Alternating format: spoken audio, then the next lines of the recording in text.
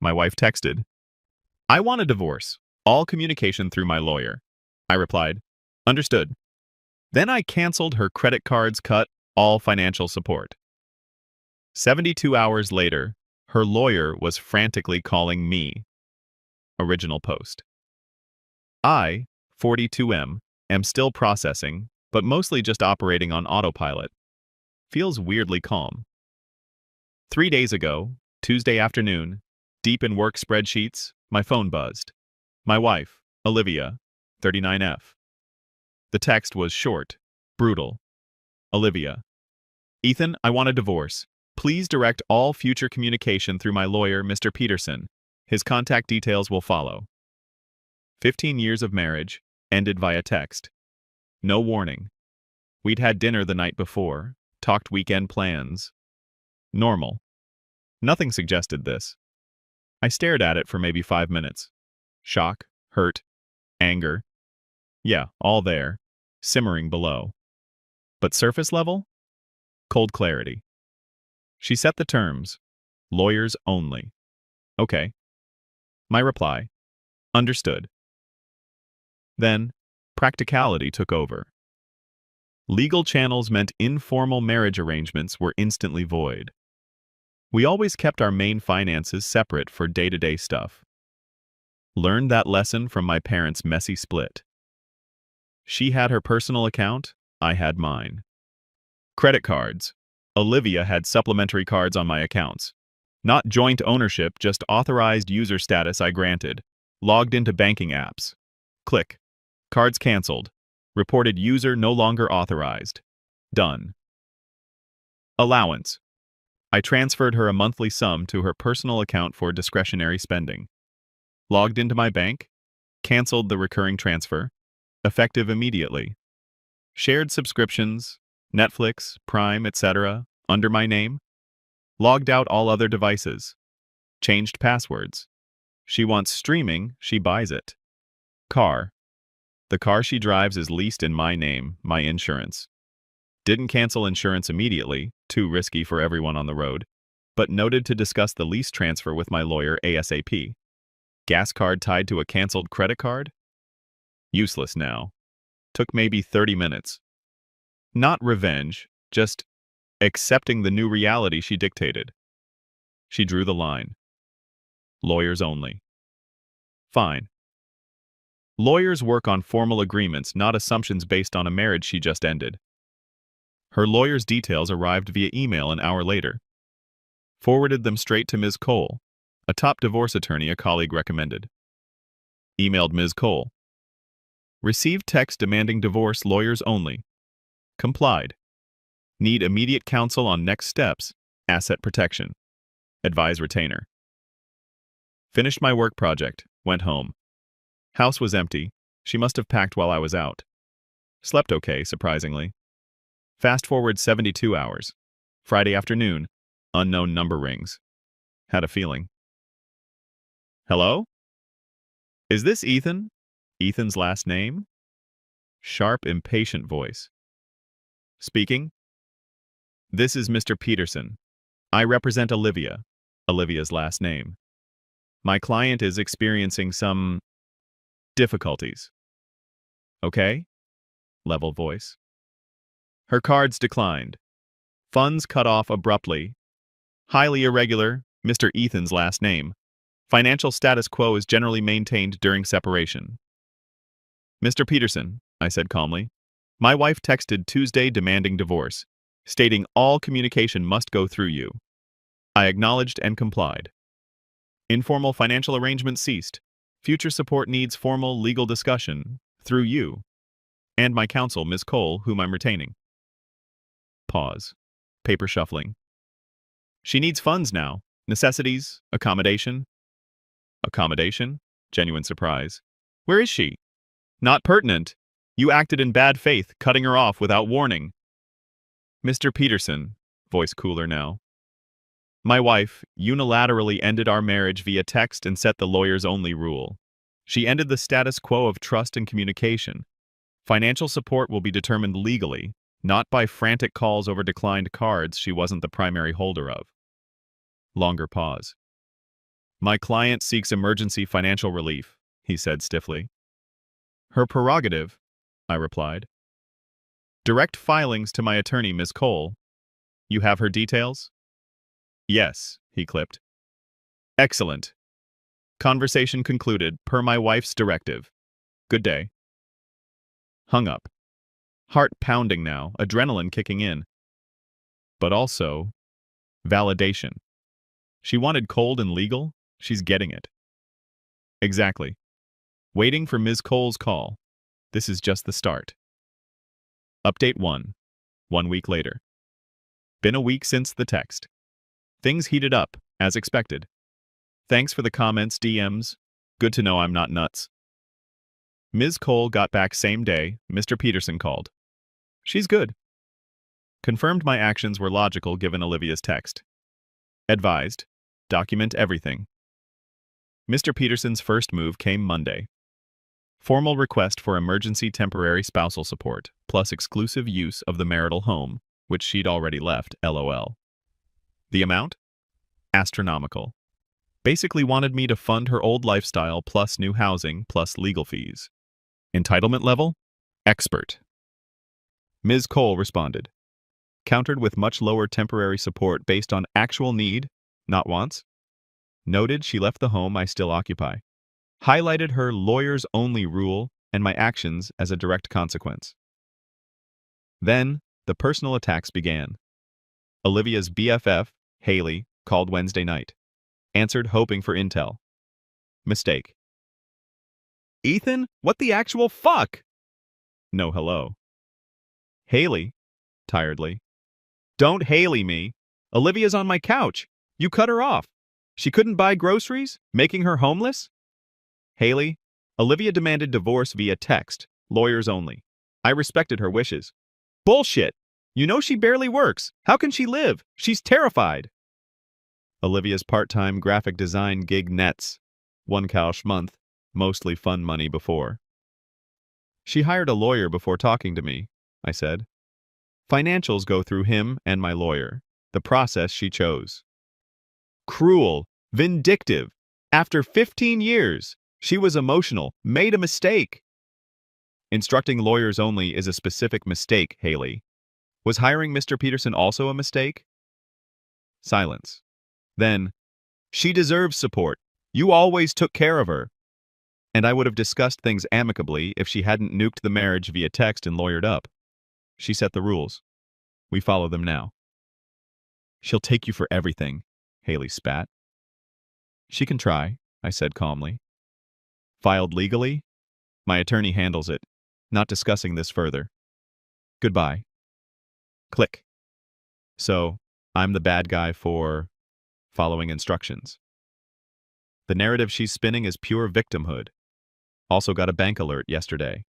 An attempted withdrawal from an old savings account.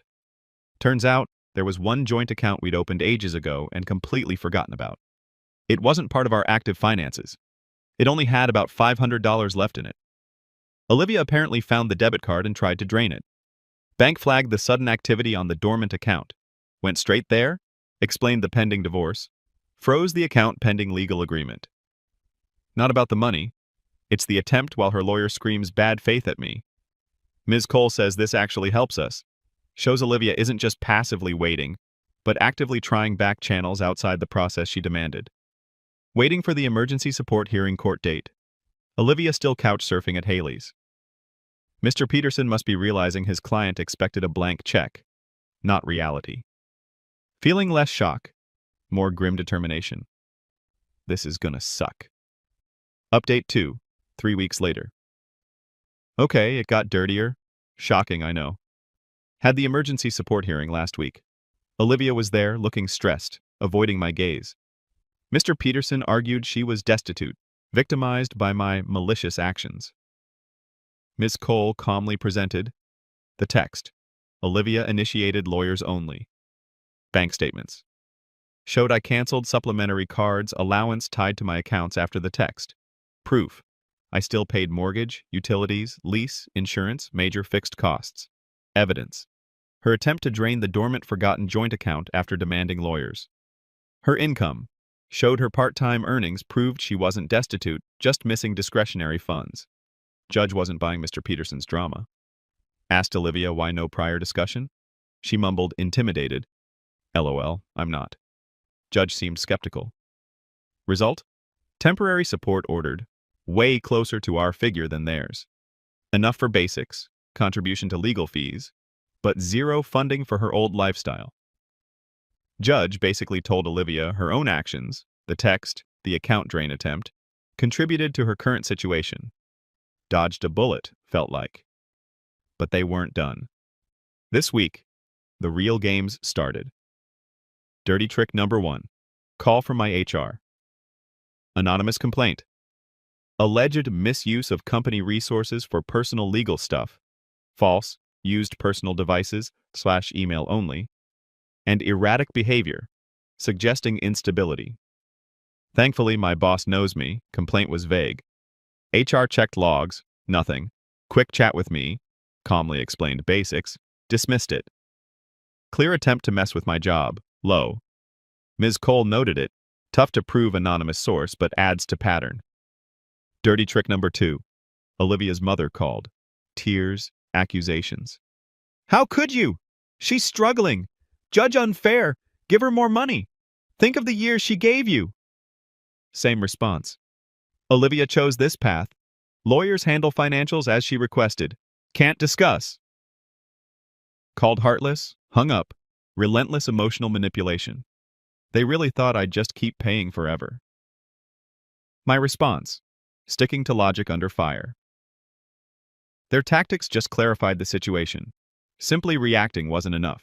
I needed to proactively secure my position legally and shut down avenues for manipulation, strictly by the book. The car. Ms. Cole sent Mr. Peterson a letter. Temporary support established? Olivia needs to handle the car, take over lease, if qualified, or return it. I stop payments next cycle. Insurance cover, which I'd maintained, would cease concurrently. 30 days. Her problem to solve within the legal framework. The house. Filed for formal exclusive use since she left and judge didn't grant it to her. Started valuation process for sale buyout. Buyout unlikely given her finances. Establishing clear legal control. Asset division. Pushing for immediate, full financial discovery. Suspect hidden assets on her side. Time for transparency, legally mandated. Hiding things, Alsh's court trouble. Documenting harassment. Logged every manipulative call, the work complaint. Dates, times, summary. Ms. Cole says pattern of bad faith tactics influences final settlement legal fees. It's not about revenge, it's about methodically managing the situation within the legal boundaries she established, especially now that they were resorting to underhanded tactics. The work complaint crossed a line, making firm, decisive legal steps essential. Olivia texted me directly yesterday, breaking her own rule. Ethan, you can't take the car. How will I get anywhere? Please stop this. Screenshotted, sent to Ms. Cole. Replied, Olivia, per your instructions. Date, all communication via lawyers. Contact Mr. Peterson. Silence. Final update, 6 months later. About 7 months since the text. Divorce finalized last month. Feels like ages ago. Time for the final update. The last 6 months were legal trench warfare. Mr. Peterson delayed. Olivia played victim, rejected reasonable offers. The car. Major fight. She couldn't qualify for lease takeover, refused to return it. Mr. Peterson argued necessity. Ms. Cole countered, temp support covers basic transport. Deadline passed. Informed leasing company I wasn't paying. She wasn't authorized driver. Car repossessed from outside Haley's place. Cue frantic calls from Haley, Olivia's mom. Ignored. Forwarded to Ms. Cole. Olivia furious, but legally cornered by the consequences of inaction. The house. Got exclusive use order. Sold it relatively fast. Equity held in escrow pending division. Olivia fought for more, claiming economic disadvantage. Financial discovery, the kicker. Pushed hard. Olivia had to disclose. Turns out she had a separate savings account, parents' contributions over years, and some inherited stocks she forgot. Not huge, but more than the $500 in the dormant joint account. Mr. Peterson argued, separate property. Ms. Cole proved commingling and marital funds, enabling her to keep them untouched. Anonymous complaint. No direct proof, but judge noted the timing, nature, and final proceedings. Didn't win damages, but added to the bad faith picture. Final settlement. Settled just before a contested trial. Judge signaled impatience with Olivia's tactics in pre-trial talks. Facing worse outcome, plus potentially paying my fees, Olivia agreed. Assets. House equity nearly 50-50. Slight edge to me due to her hidden assets factored in. Stocks divided as marital property. She kept her small personal savings. Spousal support. Time limited, 2 years. Rehabilitative alimony, significantly less than demanded. Enough to help her transition, not fund old lifestyle. Contingent on efforts to become self-supporting. Legal fees, each paid their own. A win, avoided fighting for her to pay mine. Aftermath. Olivia's in a small apartment, working more, complaining about money, heard indirectly. Haley distanced herself after Olivia became a burden. Parents likely still helping. Remorse? Apology? Zero. Still seems baffled I didn't just fund her life post-detonation. The entitlement runs deep. She genuinely felt owed her lifestyle regardless. Me? Rough 7 months. Expensive. Stressful. But I'm good.